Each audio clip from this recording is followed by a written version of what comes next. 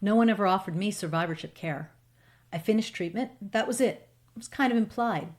Be grateful you're alive. You beat cancer. I even had a party. But no one warned me about what would come next: menopause, weight gain, heart risks, bone loss. I only got help 2 years later after I asked for it myself. Survivorship usually isn't care, it's abandonment dressed up as success.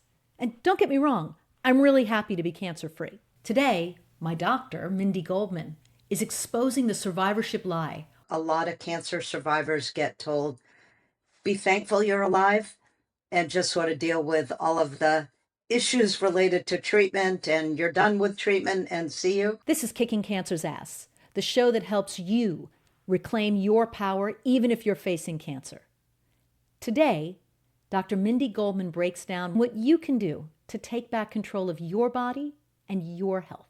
And that is what Dr. Goldman, who I'm going to call Mindy, has dedicated her life. And I'm very lucky because Dr. Mindy Goldman has become one of my doctors. And as she told me very recently, it's likely that having Mindy as my doctor is actually going to be a life-saving move to ensure I don't have a heart attack at some point, which is incredible. So, Mindy, thank you for making time and being part of the battle to kick cancer's ass. Well, thank you for having me here. I'm excited to be here, and I'm really excited that you wanted to really bring up survivorship because I think so much of the time, a lot of cancer survivors get told, be thankful you're alive and just sort of deal with all of the issues related to treatment and you're done with treatment and see you. And I know you know that that's not true. And there are so many issues that come up, and women's health issues in particular, that come up as a result of cancer treatment. And everyone should be able to get expert care and know what are my options in how to treat some of those issues. And one of the challenges, and I'd love for you to talk about it, is my understanding is the education and training for gynecologists doesn't include survivorship, and the training for oncologists doesn't include survivorship. And I believe you are one of the authors or the author of the protocol for 20 years. Could you talk a little bit about who treats survivors? Yeah, well, let's step back even from survivorship and realize a lot of the survivorship issues have to do with managing menopause for women, either perimenopause and menopause, because a lot of cancer treatments will throw women into perimenopause or menopause. And if you look nationally, OB-GYNs aren't getting menopause training. Slowly that's changing. Okay. OB-GYNs overwhelmingly are not trained on perimenopause and menopause. Yes. So about 80% of US OB-GYN residency programs do not have a standardized curriculum in menopause, or much more than a few lectures devoted to menopause. Then if you look at what about menopause as it relates to survivorship, that's even less. Now, I am proud of the fact that national organizations are changing. So I have been lucky enough to be a part of the survivorship panel for the National Comprehensive Cancer Network, the NCCN. So the NCCN launched the survivorship panel back in 2014, with the realization that luckily more and more people are living with cancer, and there are many aspects of survivorship that they needed to provide guidance in. And I currently chair the menopause panel and the sexual functioning panel. And we look at the literature that's out there and write guidelines that provide guidance for practicing oncologists or anyone who is taking care of cancer survivors. So I would say that some of that is changing because organizations like the NCCN are really trying to put this information out there so that people don't just continue to tell survivors, be thankful you're alive, deal with the consequences, that they can go to guidelines to understand How do I manage certain things? How do I manage pain, cognitive issues? How do I manage menopause? What about sexual functioning? What about returning to work? What about lymphedema? So, a whole host of survivorship issues. And they're real, and you feel very abandoned because, and then it undermines Yeah. trust. Like when you go to see your regular OB-GYN for your regular annual exam and you start sharing the things that are on your mind, and they maybe know a little bit about perimenopause and menopause, maybe, but then you add, and I'm a cancer survivor, and I don't know. Like this isn't my area. Yep. Um, I cannot fathom how the powers that be justify that medical education doesn't address perimenopause and menopause when women spend more than half of their lives in perimenopause or menopause. Like, do you have a Yeah. theory? Yeah. So, I think that a lot of this stems from what happened with the Women's Health Initiative that was published now almost 25 years ago. So, the Women's Health Initiative was the largest NIH sponsored trial that was designed to look at whether the use of hormones prevented heart disease. And heart disease is the number one cause of death for both men and women.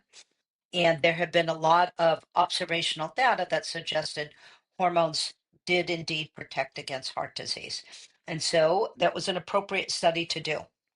There was a lot of bad press in 2002 when the estrogen synthetic progestin arm of the study was stopped short with the finding it didn't protect against heart disease and it surpassed the threshold for breast cancer. Now, back then, everyone called their OB-GYN saying, oh, I got to stop taking hormones. They must cause breast cancer. We know that the results of that study were largely overblown. There is so much we know now that we didn't know. For example, the estrogen only arm of that study actually showed a lower risk of breast cancer in the users of estrogen compared to placebo, but it was never publicized. And 18-year follow-up, there was a wonderful article that showed not only was it lower, it was statistically lower and statistically lower risk of dying of breast cancer. So that helped us understand that it's the progestogen component that has negative effects of the breast. And largely studies since then have shown a higher risk with these synthetic progestins and not with bioidentical formulations of hormones, which tend to be prescribed nowadays. So, to get to your answer, your question, why is it that no one's getting this training? I think when the results of the WHI came out and everyone thought hormone therapy must cause breast cancer, both the public and physicians thought, well, I can't give people hormones. We know that's the most effective treatment, but that's off the table. It's a normal part of aging. Symptoms will go away. Just tell people deal with the side effects. And I think, unfortunately, that has persisted. Slowly, it's changing. I'm very proud. At MIDI, we are really trying to change that dialogue. We're now taking care of women in all 50 states. I have been absolutely blown away that it does not matter if you are in an urban city or you are in a rural part of the United States, that women are being told the exact same thing. Women still have the same fears about hormone therapy. Many women still think they should just deal with this. This is a normal part of aging. There aren't other things to do. And there are so many things to do. Hormones are right for some people, they may not be right for other people. For people who can't do hormones, there are a whole host of non-hormonal treatments that can be helped. But to make women feel like, oh, just deal with the side effects is really a travesty. And I think that the pendulum is changing, and that's why we're seeing so many more women wanting to talk about menopause. And you keep hearing in the press that menopause is truly having a moment. And I think that's why. And I think women have also found their voice and were willing to talk about these things are happening. In the cancer community, it happens younger. It happens Yeah. uh, And that has huge huge implications. implications. For me, as you know, but the listeners may not, I was 38 when we, for very good reason, I would do it again, took out my ovaries and my fallopian tubes. I was done having kids, and by taking them out then, we halved my breast cancer risk. And I was pretty psyched. My mother was only 36, my sister was 29 when they got breast cancer. I made it into my 50s. I think that's a win. And it means my body was deprived of estrogen from Yep. when I was 38. And that has very Yeah. real health implications, can have cardiac implications, can have bone density implications, not to Yeah. mention quality of life implications. I'd love to go there. I want to actually go back even further. I was hoping to be our residency director one day. And then my life totally took a turn when my dearest friend in the world got breast cancer at a very young age.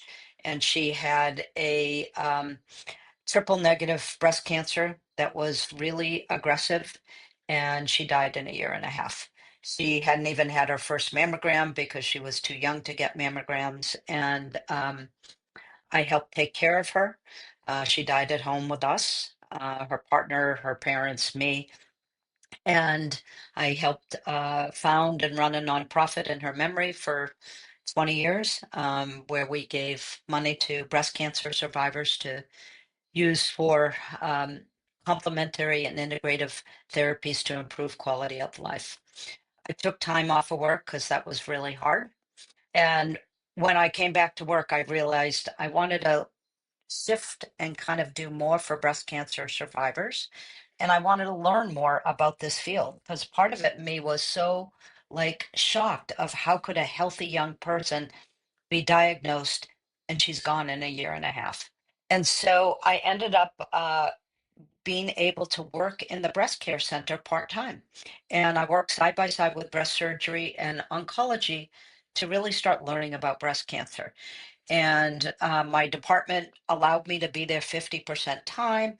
And I was brought on board. The cancer center at that time was actually looking for someone to do follow up, sort of being able to assess healthy breast patients to make sure they don't have recurrence and just see how they're doing. And what started happening was people would come up to me and say, "Hey, this person was thrown into menopause from chemotherapy. What do we do?" Or this person's bleeding on tamoxifen or has an ovarian cyst. How should I manage that? And a whole host of other clinical questions. And I, being the academic person, say, "Well, let me go look in the literature and see what's out there." And I was absolutely shocked to find there was almost nothing out there.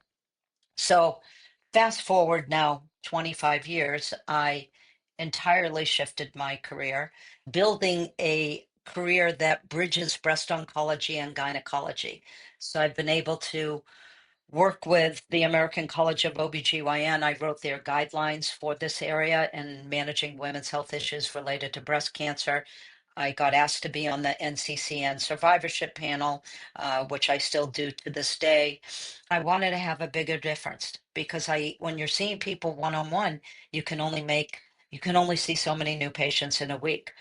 And so I ended up deciding to retire earlier than I would have as a full-time faculty at UC and join MIDI Health. And that I had had some experience in tech.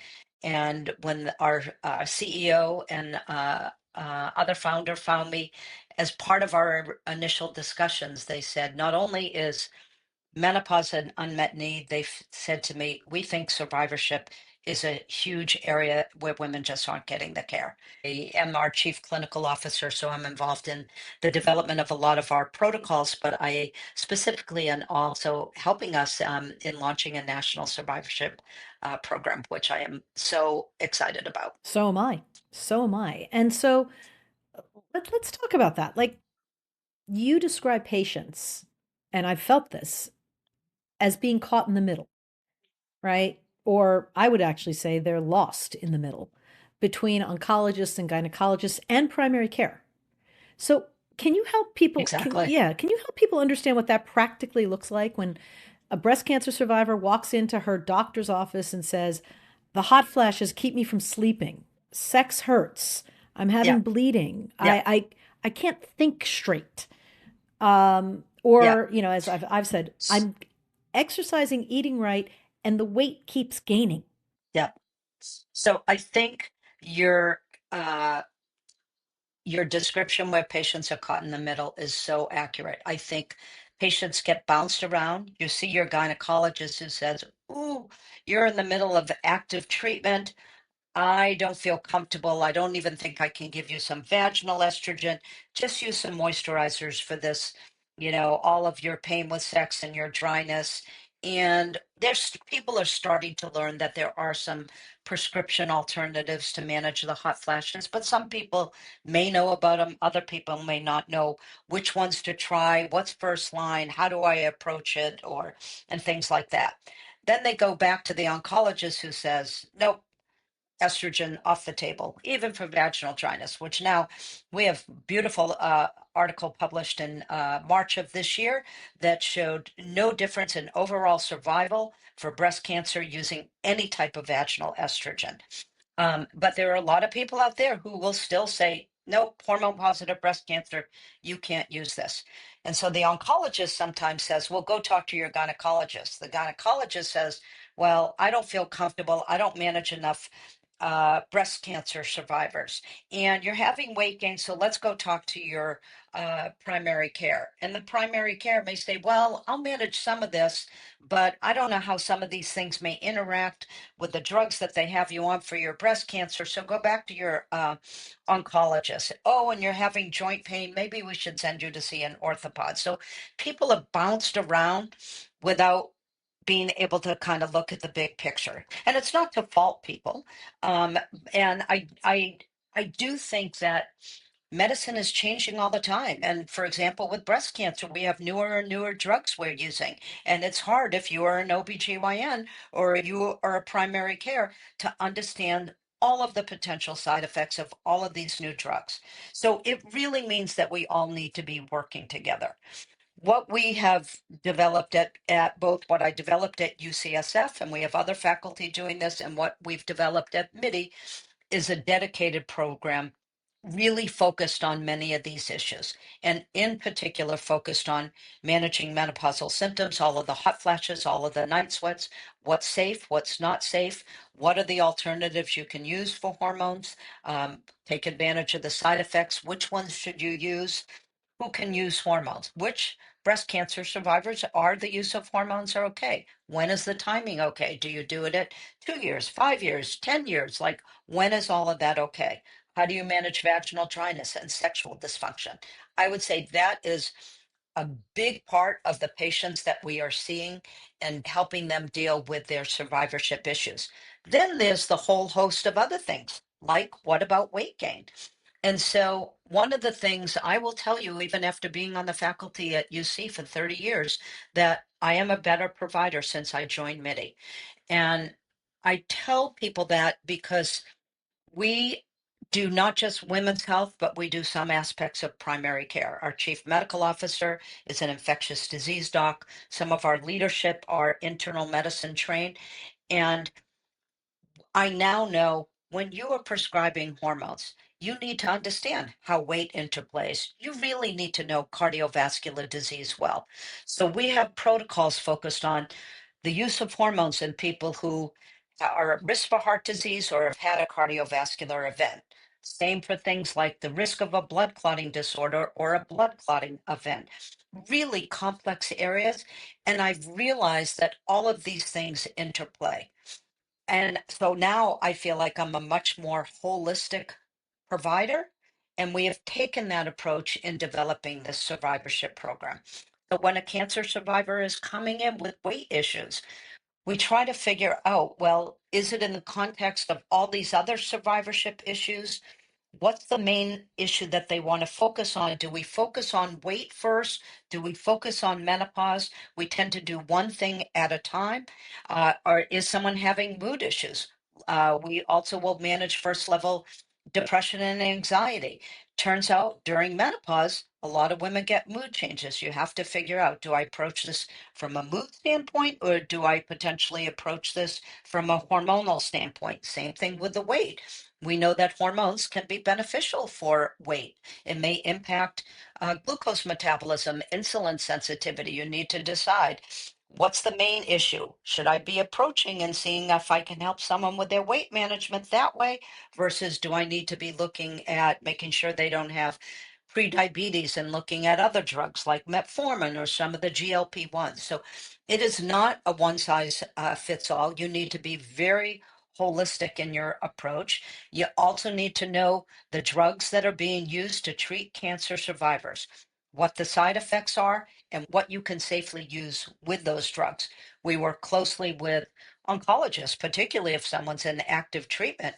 We know that the oncologist is the one in charge when someone's in active treatment, and we work together with coming up with a plan. Uh, So really complex, It is right? really complex. I mean, our bodies are super complex. And, the idea that, well, your primary care physician's going to coordinate all of these doctors and specialists, like they don't have the time, they don't have the training for that.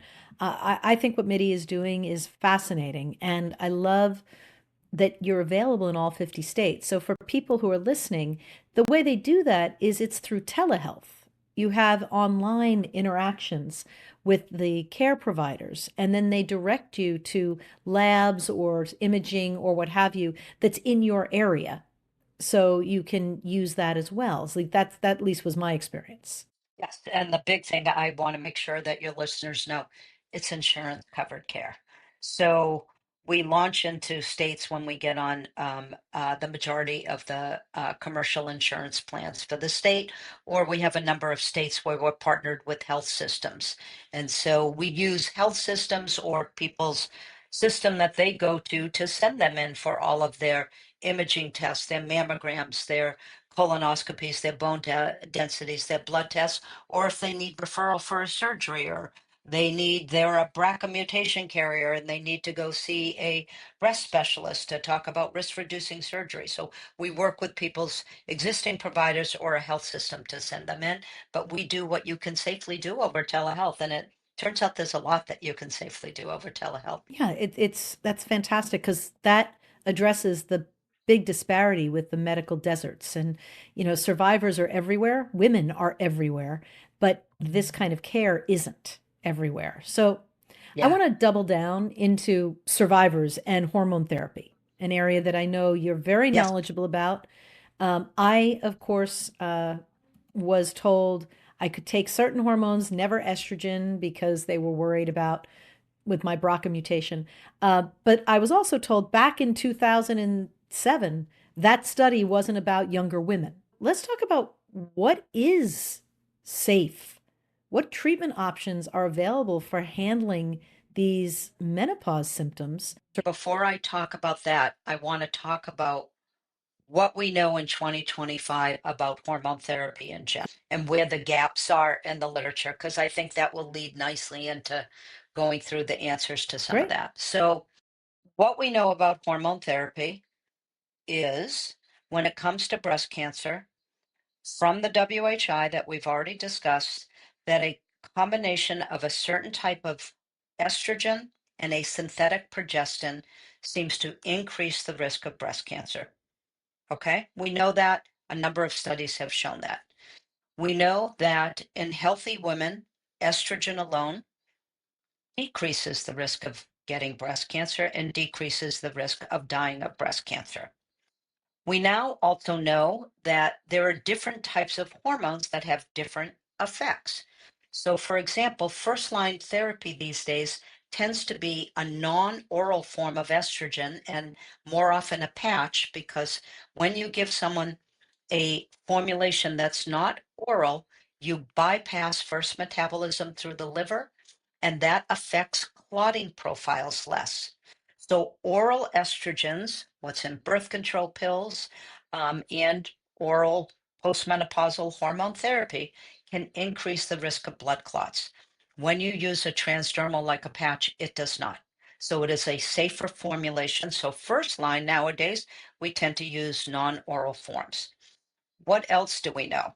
Well, from follow up of the WHI, as well as other studies, we have looked at the age of the patient matters when they start their hormone therapy. So I mentioned that when the WHI was started, it was started to look at whether hormones prevent heart disease. Well, because they were looking at heart disease as an outcome, they chose to look at a little older age population. The average age of the patients in that trial was 63, but the average age of menopause is 51. And most people coming in asking about hormones are in their 40s and 50s and less common in their 60s.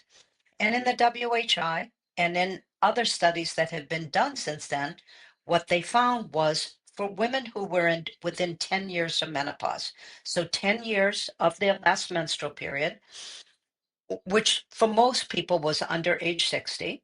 So 10 years within the last menstrual period, around age 60, that the benefits of hormones seem to outweigh the risks. But if you waited till someone had been menopausal for 15 years or more, the risks seemed to outweigh the benefits when it came to the heart. And the theory behind that is estrogen changes coronary vessels in a way that makes them less sticky, and platelets and all of the factors that form plaques don't form. But if you wait and you start someone on hormones 15 years after they already have been menopausal, they probably already have plaques or coronary artery disease. And you can give them estrogen, but it's not going to be protective. And there's even a thought whether it could be harmful and cause some destabilize those plaques and allow those plaques to come off. So we know now that there is this timing hypothesis that says the risks and benefits of hormones differ depending on the age of the patient and years since menopause. And if you start hormones within 10 years of menopause, that you get cardioprotective effects. Now, none of the organizations, large guiding organizations in the US say, well, you should take hormones to prevent heart disease. They happen to say, well, if you started at the right time, you do get this cardio protection. So that's something that we do know. Cardiovascular disease is the leading killer of women. And hormone therapy done inside of 10 years of menopause radically or significantly reduces cardiovascular disease. I think there's a lot of people that feel like those guidelines need to be changed. I think some of the studies that they have looked at are older studies with older formulations of hormones, not using these safer non-oral forms. And so I like to personally think that as more studies are analyzed with current formulations and large guiding organizations continue to look at that data, that we will get a change in the recommendations that hormone therapy be used for prevention of cardiovascular disease in younger See, I women. think it's not hormone replacement therapy, it's cardiovascular prevention therapy. Exactly, exactly. So now let's look at breast cancer. And I want to break apart because one thing I really want to talk about is that breast cancer is not breast cancer, is not breast cancer. It is a whole host of different diseases, and whether hormones can be used differ depending on the type of breast cancer that someone has. So let's talk about first one, people where breast cancer is okay. And then I want to talk about the big one, which is hormone positive breast cancer, which we see lots and lots of people coming in asking us about. So for people who had non-invasive breast cancer, like DCIS, some of those people may choose to have their breasts removed, even bilateral mastectomies. That's aggressive. You don't have to do it.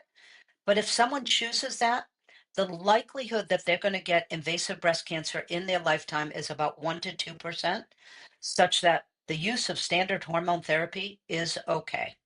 Now, I will tell you for people that have DCIS or breast atypia who are menopausal, there is a very interesting drug that is being looked at that is a type of hormone therapy that's being looked at to prevent getting invasive disease. And that's a drug called Duovy. So we've talked about how estrogen tends to be the component of hormones that makes you feel good. But if you have a uterus, you need some form of a progestogen. Duovy, instead of using a progestogen to protect the lining of the uterus, uses a cousin drug of tamoxifen. And tamoxifen is in this class of drugs that's used as a breast cancer drug, but it acts like estrogen in some tissue and unlike estrogen in other tissue. Tamoxifen can actually act like estrogen, and in menopausal women, it can increase the risk of uterine cancer. The serum that's in Duovi is called bazodoxifene, prevents uterine cancer. Because it's got a cousin drug to tamoxifen, and tamoxifen known to be used for prevention and treatment of hormone-positive breast cancer, there's a lot of interest whether Duovi combined with estrogen, and we know estrogen alone prevents cancer, could prevent invasive cancer in people high risk. And there's preliminary studies suggesting it's still very early, but suggesting it may. So that's a type of hormone therapy that if someone is high risk for cancer by having breast atypia, atypical ductal hyperplasia, lobular hyperplasia, LCIS, DCIS, and they're menopausal, that they should be talking to their providers about. Now, we know that 2/3 of breast cancers are hormone positive.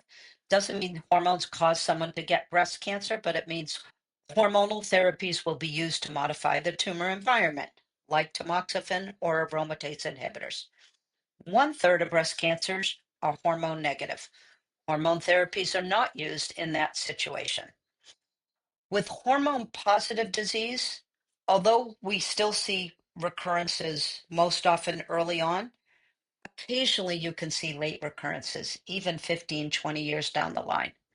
With hormone negative disease, if someone goes 5 years without cancer coming back, we'll use the word cure, that they are cured of that cancer. And we also don't have any evidence that the use of hormone therapy for menopausal hormone therapy increases the risk of recurrence.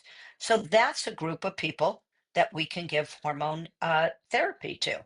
Now, there are some oncologists that say, well, how do you know they couldn't get a hormone positive disease?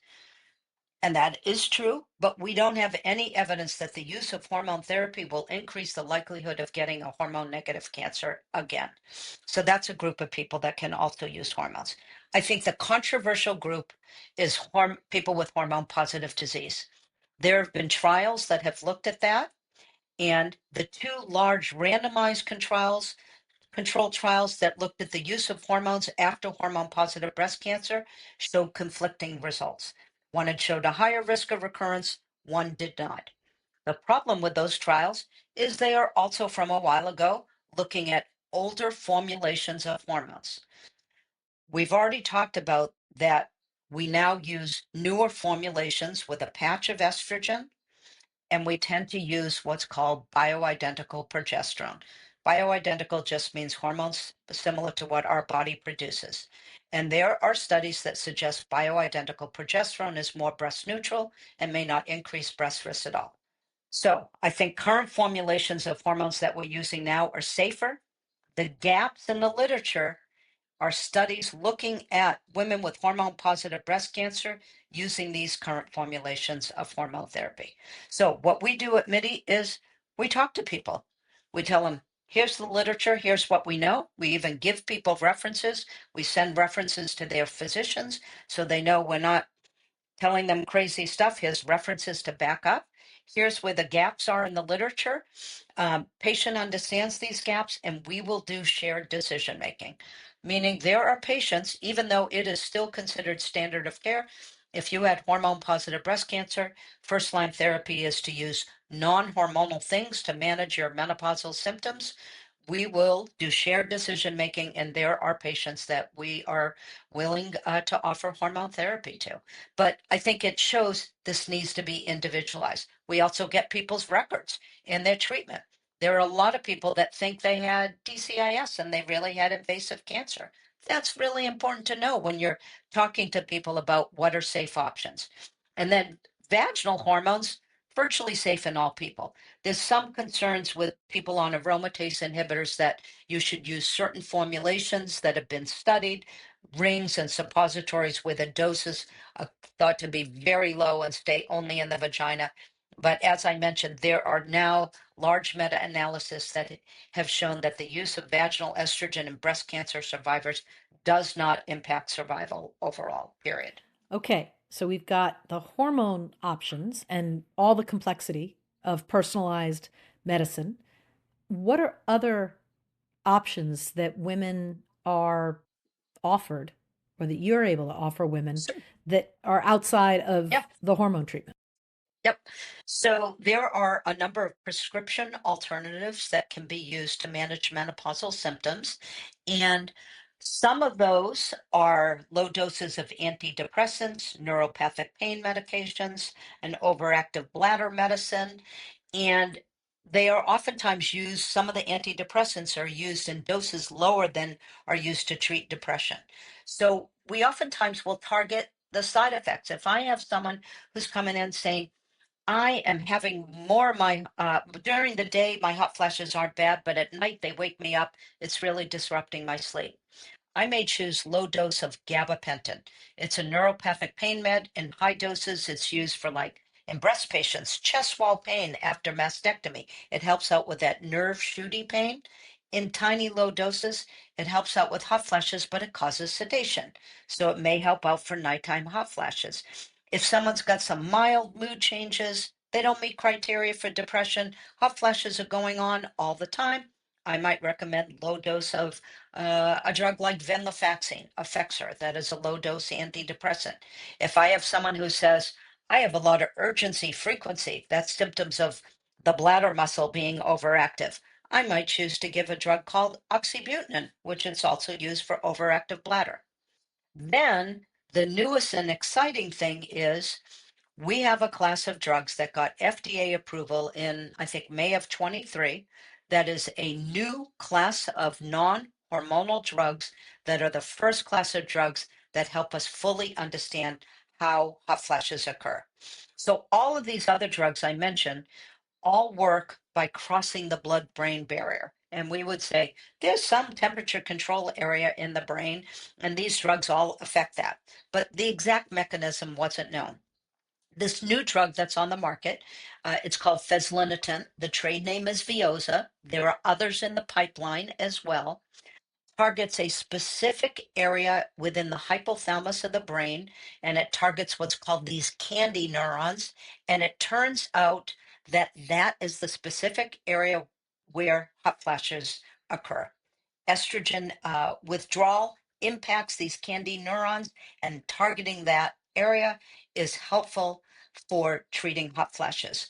It was studied, found to be effective. They got it through the FDA as a FDA approved non-hormonal treatment. So that the only thing I find is sometimes some of the insurers don't cover it. They want people to fail other therapies, but I think that provides some options. As I said, other ones are in the pipeline.